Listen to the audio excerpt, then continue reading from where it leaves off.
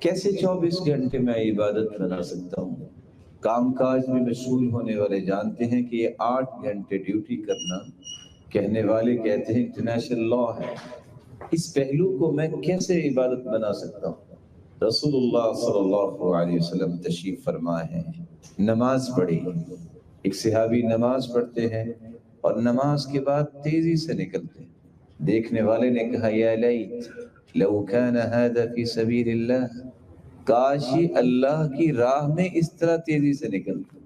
آپ کو یہ بات پسند نہیں آئی، آپ نے کریکشن کی، کہا سنو ان کان خرج ھذا يسعى على اولاده الصغار فهو في سبيل اللہ، یہ صوم و صلاۃ کا پابند جس نے تمہارے ساتھ نماز پڑھی ہے، اگر اس کے گھر میں چھوٹے چھوٹے بچے ہیں اور ان بچوں کے لیے حلال لقمہ لینے کے لیے نکلا ہے تو یہ اللہ کی راہ میں نکلا ہے۔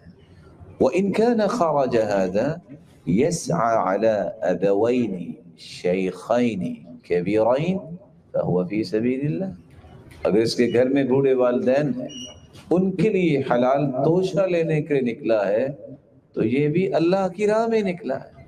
تو 8 گھنٹے کوئی انڈسٹریلسٹ ہے، تو کسی کمپنی کا مالک ہے، آنر ہے، کسی شاپ پہ بیٹھا ہے، بلکہ کسی تختے اور پھٹے پہ بیٹھ کے اگر وہ حلال روزی کے لیے صوم و صلاۃ کا پابند کوشش کرتا ہے تو یہ 8 گھنٹے یہ ڈیوٹی کرنا بھی اس کی عبادت ہے۔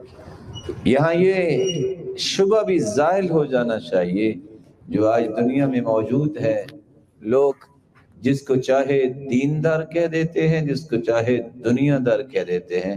دنیا دار وہ ہوتا ہے جو صوم و صلاۃ کا پابند نہیں ہوتا۔ جو انسان صوم و صلاۃ کا پابند ہے اور توحید کو قبول کرنے والا ہے، اللہ سے ڈرنے والا ہے، وہ دنیا کے کسی شعبے میں بھی کام کرتا ہے، وہ دنیا دار نہیں ہوتا، وہ دیندار ہوتا ہے۔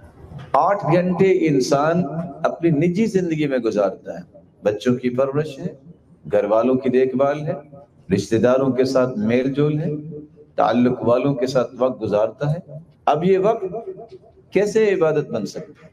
ما اطعمت زوجتك فهو لك صدقہ وما اطعمت ولدك فهو لك صدقہ وما اطعمت خادمك فهو لك صدقہ وما اطعمت نفسك فهو لك صدقہ وفي رواية اخرى وهو يحتسبها۔ آپ جتنا بھی مال اپنی اہلیہ کی جائز ضروریات کو پورا کرنے کے لیے خرچ کرتے ہیں، بچوں کی پرورش پہ آپ خرچ کرتے ہیں، اپنی ماتحتی میں کام کرنے والوں پہ خرچ کرتے ہیں، یا آپ اپنے اوپر خرچ کرتے ہیں اس نیت سے کہ میرا رب راضی ہو، قیامت کا دن ہوگا، یہ رقوم اگر کروڑوں تک بھی پہنچ جائیں، آپ دیکھیں گے کہ آپ کے نامہ اعمال میں بطور صدقہ لکھے ہوئے ہوں۔ والصدقۃ عبادہ، رسول اللہ صلی اللہ علیہ وسلم کے فرمان سے ہمیں یہ بات سمجھ آئی کہ اگر اللہ ذوالجلال کے احکامات کی روشنی میں ہم یہ 8 گھنٹے گزارتے ہیں تو یہ بھی عبادت بن جاتی ہے۔ 24 گھنٹوں میں سے 8 گھنٹے باقی رہتے ہیں جو آرام کرنے اور نیند کے ہیں۔ انسان ایک محتاط اندازے کے مطابق زندگی کا تہائی حصہ سو کے گزارتا ہے۔ بھلا سو کے بھی عبادت ہوتی ہے؟ جی ہاں، آپ کی نیند بھی عبادت بن سکتی ہے جب آپ کی نیند اللہ ذوالجلال کے محبوب کے فرامین کی روشنی میں ہو۔ رسول اللہ صلی اللہ علیہ وسلم کا فرمان ہے ما من عبد يبيت على ذكر طاهرا إلا بات معه في شعاره ملك لا ينقلب ساعة من الليل إلا قال اللهم اغفر لعبدك فإنه بات طاهرا۔ جو شخص باوضو ہو کے سوتا ہے، اللہ کا ذکر کر کے سوتا ہے، کس قدر خوش نصیب ہے۔ اللہ ذوالجلال ایک فرشتہ بھجواتے ہیں جو باہر روڈ پہ نہیں، گھر میں نہیں، بالکونے میں نہیں، اس کے بستر میں رات گزارتا ہے اور نگرانی بھی کرتا ہے، اور رات کی کوئی گھڑی نہیں ایسی جس گھڑی میں وہ دعا نہ کرتا ہو اللہم اغفر لعبدک فإنه بات طاہرا، اے اللہ یہ تیرا بندہ باوضو ہو کے سویا ہے، تو اس کی بخشش فرما دے۔ اور فرشتوں کی دعا کو اللہ رد نہیں کرتا۔ صحابی آرام کر رہے ہیں، دوسرے صحابی آ کے اٹھاتے ہیں، کیا کر رہے ہو؟ کہتے ہیں ارجو من نومتی ما ارجو من قومتی، جو میں نے بیدار ہو کے کرنا ہے وہ سو کے بھی کر رہا ہوں۔ کہا کیا مطلب؟